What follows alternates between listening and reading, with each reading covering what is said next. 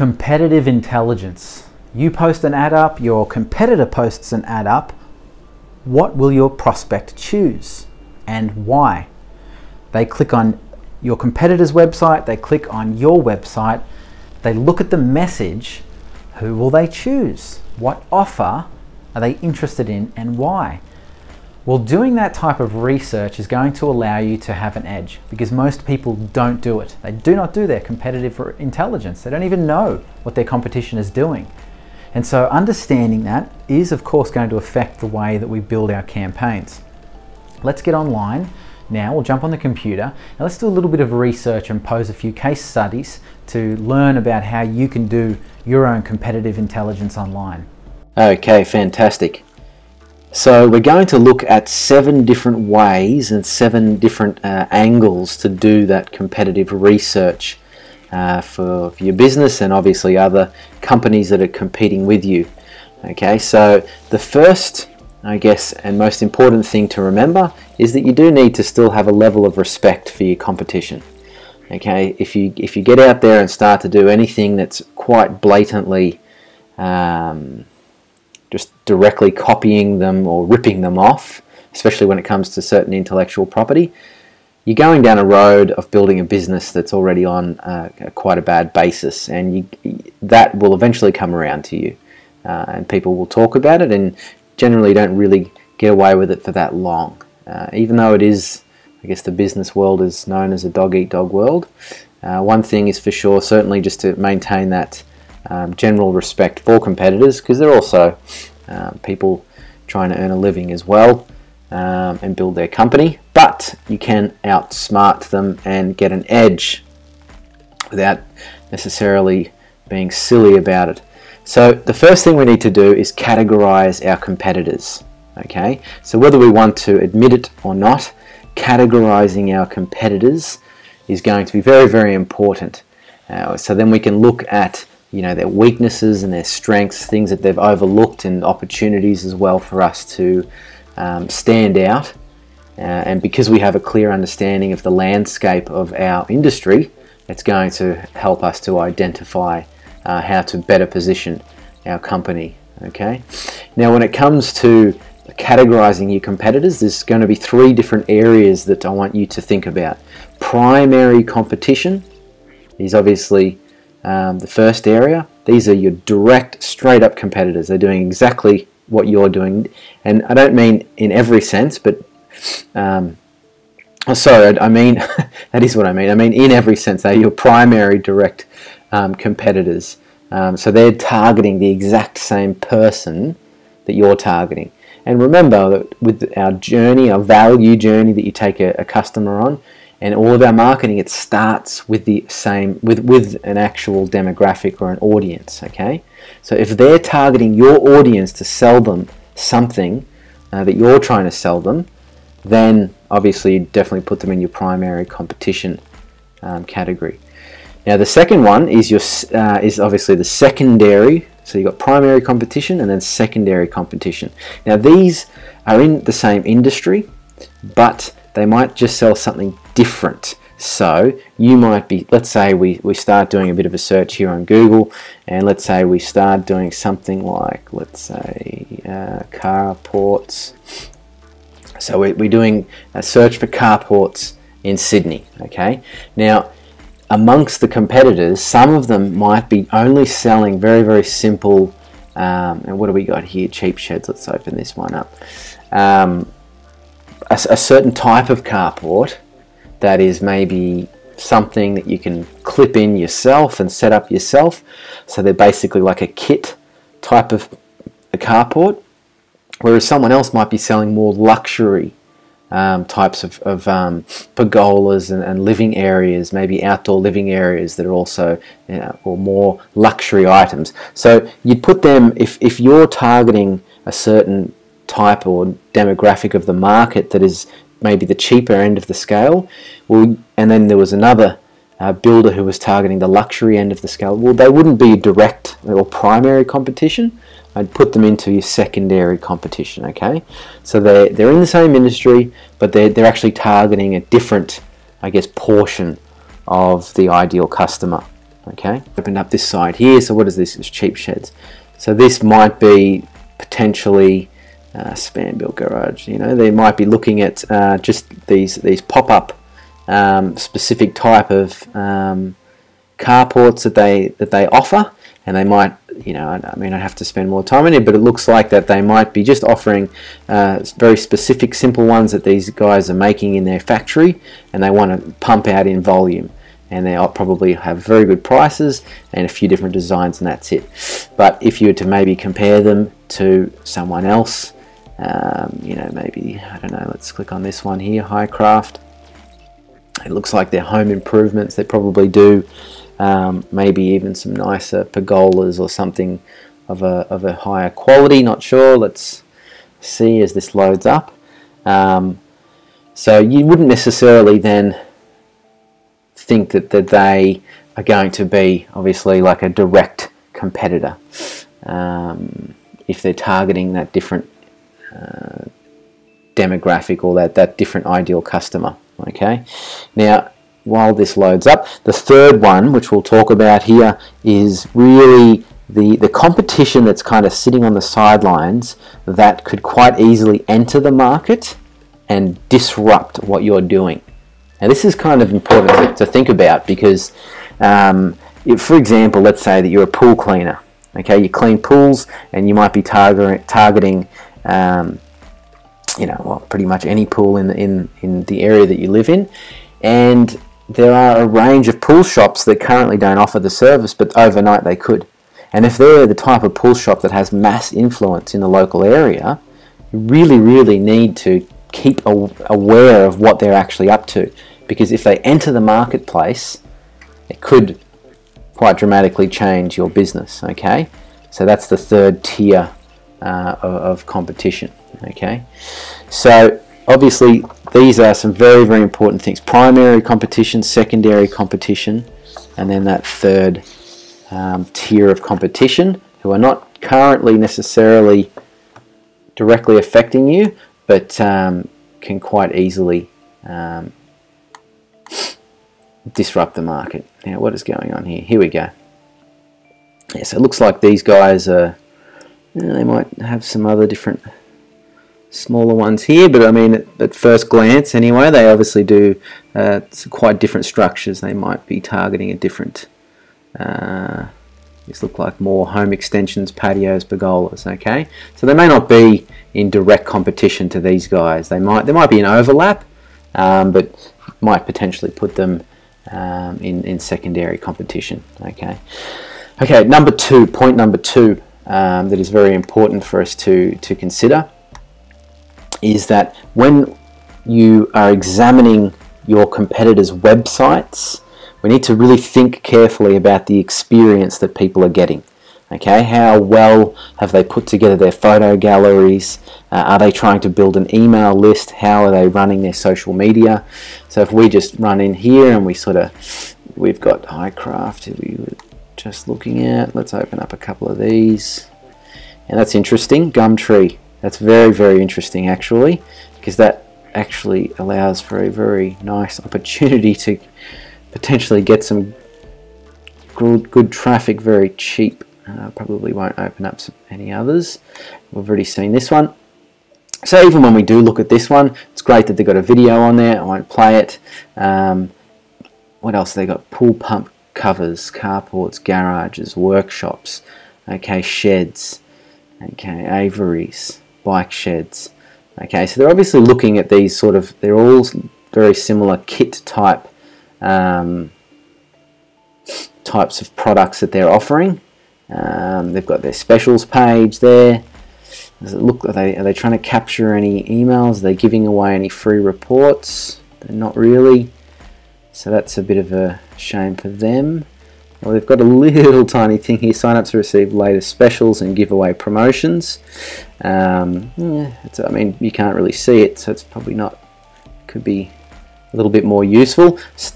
One thing that stands out is they've obviously got this specials link, so that's quite good for them, something you'd probably take notice of if these guys were your competition and you're in this industry. While that loads up, we'll come across here to the Highcraft website. So this is good. So now this is nice on the side. They've got a free measure and quote form right there above the fold, right in your face. They've got their phone number there right in your face. Nice button up the top here to get a free quote. It is often, it's a very common thing for local businesses. They sort of go straight for the jugular. They're just like, well, I don't want to deal with anyone unless they want a quote. And they neglect to cultivate people and take them on a little bit of a journey as well. Something as an example, or if we have a look at another site when setting, okay, so setting just another example when it comes to taking people on a journey, instead of going straight for the jugular and offering a free quote, what we encourage this client to do was actually to offer something that would be a part of their research process. Okay, so a design brochure, and you know, even so, get your free brochure now. It should say research, or have a look at some of the most amazing designs, download that free brochure. So even then we could still make this wording here better than it is, but because it's a part of the research process that a client is going through, it's going to obviously enable them to build a list, keep sending them interesting updates, showing them what's happening on their Instagram feed and sending them latest updates to cultivate them. So as they're in the process of doing research about who to follow, then who to use to buy their to make their purchase or use to get the service done, you're the one that's going to be building the most trust with them as well. See, free measure and quote. It's not too bad. It's similar. Quite a night, not too bad. They've got quite a few testimonials, got some great photos and galleries there. Now, this Gumtree, this is interesting. Okay, so this is Hi Carport, brand new inbox, buy direct from the importer. So this is actually what a fantastic opportunity that is potentially being neglected by some of these other companies, where people are going to come in here, and it's probably going to cost you peanuts to be able to advertise your carports here on Gumtree. So a little bit of research, finding opportunities, of course, and differentiate you from your competition. And I would say, even just at first glance, none of the sites that we've visited so far are actually taking people on a journey. They're going nicely designed sites, but going a little bit too hard for the jugular for design and quotes. They could certainly go down the road of showing people how to design and capture people's information to take them down a journey in the process that any normal customer would go through when obviously looking to actually get themselves a carport. Okay, so that's the second point we were just looking at, examining their website and the customer experience, trying to think of the value journey that someone goes through. And if your competitor is not taking them on that journey step by step, well, you have an opportunity to cultivate and get a lot higher conversion rates out of the leads that you get. So even if you have to end up spending a little bit more money per click to get ahead of these guys because they've been there for more years and they might have rankings or a bigger budget to spend on pay-per-click, if you isolate some of these points that they're neglecting, you'll enable yourself, and even, I mean, here's a perfect opportunity here of getting some cheap traffic using Gumtree. Okay, number 3, this is very important, identify your customer's market positioning. Okay, now this is a couple of questions you need to think about, 3 questions. What are customers really buying from them? Okay, are they going to them because of the price that they're selling it at? Are they going to them because it's DIY and it's a kit? Okay, like here, aluminium carport kits. Is it the way that their customer service is? Okay, that's the first question. Why or what are customers really buying? The second question is, how are they differentiating their product from the competition? Okay, so are they there because they're differentiating it by offering a particular perspex and a specialized material that allows it to be lightweight and easy to install, or are they doing it because out of durability? What is it that they're trying to show that makes them different to the next guy, obviously?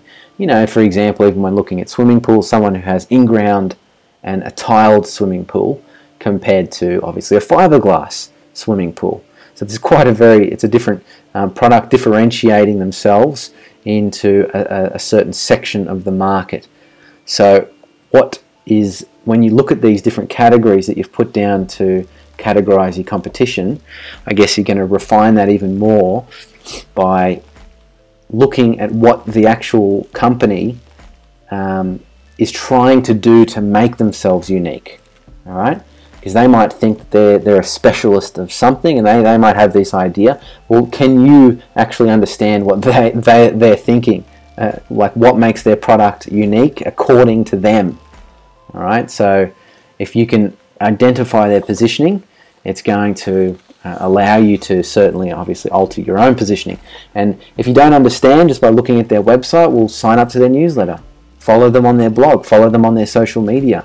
You know, when we maybe click across to some of these other guys here, have they got any links to their social media? A bit hidden down the bottom here, but that's it. You know, they've obviously got their YouTube and they've got their Instagram and so forth set up.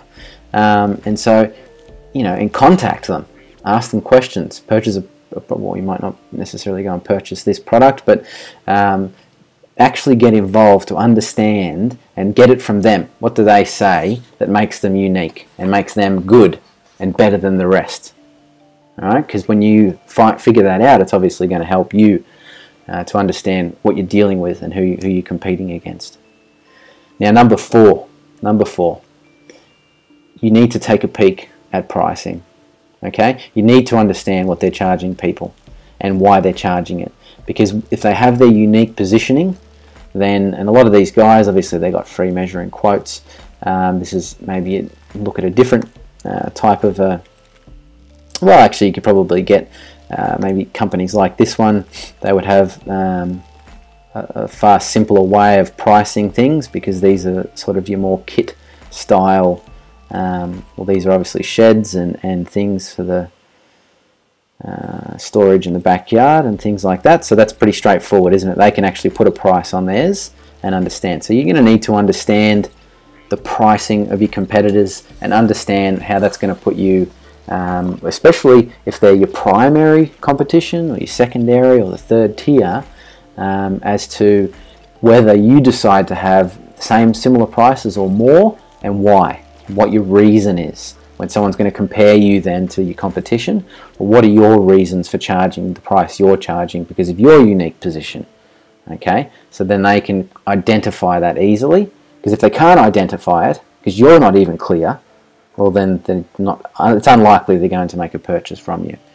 Okay, now if you do have a product, and this is an interesting thing whilst also looking at this website, number 5, problem solving for your shipping, okay, or just dealing with your shipping. Okay, so in this particular situation, free shipping. All right, so obviously you'd have to have a look at where and where that actually goes, but shipping is a huge element, especially when dealing with products or something that can be sent out. People hate to pay for shipping. So often you're better off just avoiding the confusion, so they don't have to worry about it. They just know that they pay that price and it's going to arrive at their front door. Okay, so they're better off incorporating the price into the shipping, which I'm sure that they have, obviously, because they're going to be paying for it. And shipping is definitely not free. Someone is paying. Okay, so they've obviously set up their shipping arrangements, and they're able to offer this free shipping. It's a very wise, very intelligent way of approaching it. But it is, if you're also shipping a product and you're looking at your competitor, you need to have a very careful think about the way that you price your shipping. Okay. Now the next thing, the point number 6 that we're going to look at is checking reviews of your competitors. Okay, so even if, for example, we were looking at I think it was this particular client here, was it? No, so they don't actually have any social media at all linking, at least on their homepage, so that's a disaster for them. So let's have a look at these guys here. So let's open up their Instagram. We'll see if any people are maybe commenting. If there are, it doesn't look like it's overly active. There's not many comments on there. How about we open up their Facebook and see, checking their reviews. Now, really, this ties in with the 7th point, which is reviewing their social media. When you have a look at their social media, look at what people are saying, and even if you're checking review sites, and you might even type in their business name and then the word review at the end of it in Google, it's going to obviously allow you to really see what's actually taking place. So look at these guys. Outdoor living, 122,000. That's pretty wild to have that many for a local carport company. Let's have a look here.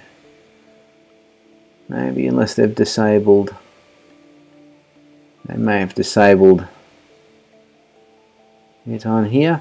But anyway, you get the picture. Obviously, you do a bit of research, see what people are saying, because often people are going to, I guess, specifically say why they either did or didn't like the company. Okay, so that's going to give you an idea of what's happening in the minds of their customers. Obviously, if you were selling a product, for example, and you went across to Amazon, right? If we chose a different market, but if you went across to Amazon and there was your competitors' products, and they've got all these reviews, because reviews are so important, especially on Amazon, well, they will tell you specifically why they thought that product was good for them. So if it was skincare, they would say, I liked this product because it got rid of the dark spots on my face. I like this product because my pigmentation is no longer as red as it used to be, or I don't know, whatever, right? So this gathering this intelligence is going to allow you to have a good think about how you're going to position your company, because you don't want to be spending money on marketing and thinking that, you're posting an ad and it says floor sanding Melbourne, or digital advertising New York, your local specialist. That's like, so who cares? That is so generic and boring. So you really need to offer something unique about the way that you're going to actually deal with the client. Okay, so doing that research, when people see your ad next to your competitor's ad, they look at your website versus your competitor's website, they talk to you on the phone versus talking to your competitor on the phone, they can clearly see, just as you should be able to clearly explain to them what your unique position is, the way that you're priced, the way that you're going to deal with them, what they're going to get, and why they need to act now. And then that is going to get more people over the line and give you a higher conversion rate. So you can't give people that seamless customer or value journey if you don't know what your competition's up to. Because even if you give them a seamless value journey, but your competition has a better way of going about it, especially your primary competition, well, they're the ones that are going to be capturing more of the market than you. So I hope these 7 points have really helped you to have a clear idea about your competitive intelligence. Now, a couple of resources as well for you, just a couple of websites that you can have a look at. You've got Alexa.com, which is going to help you to evaluate what is happening on your competitors' websites. It'll give you that understanding of the visitors and the types of people that are visiting your competitors' websites. There's quite a range of different things that you can obviously use to help your own website, but you can do comparisons against your competitors, and they can even, these software systems can help you to identify that. Another popular one is Keyword Spy.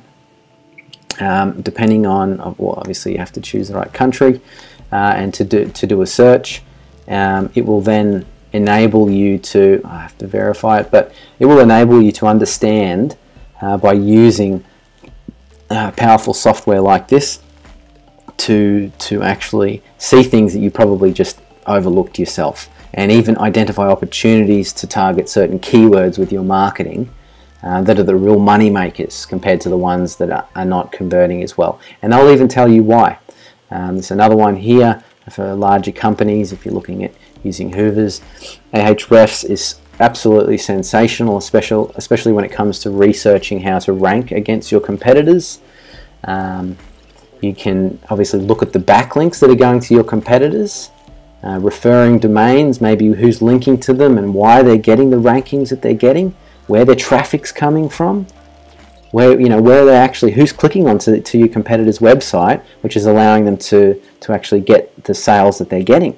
So some pretty powerful intel just by setting up some accounts on. I would probably recommend even this one, especially is what we use as well. 7-day trial for $7. It's peanuts, and even when you look at the pricing, it's not really that expensive. And actually, last but not least, is something that I did want to show is you do want to also have a look at what your competitors are doing when it comes to their.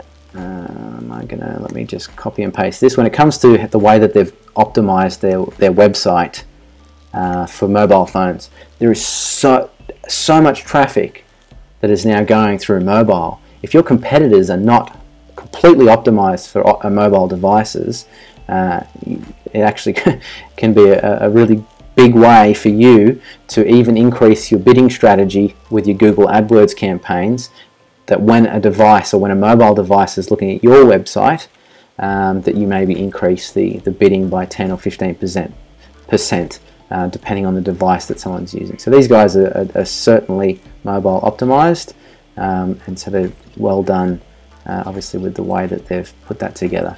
But all of this type of research is really going to give you a clear picture of how to make the most amount of money in your industry.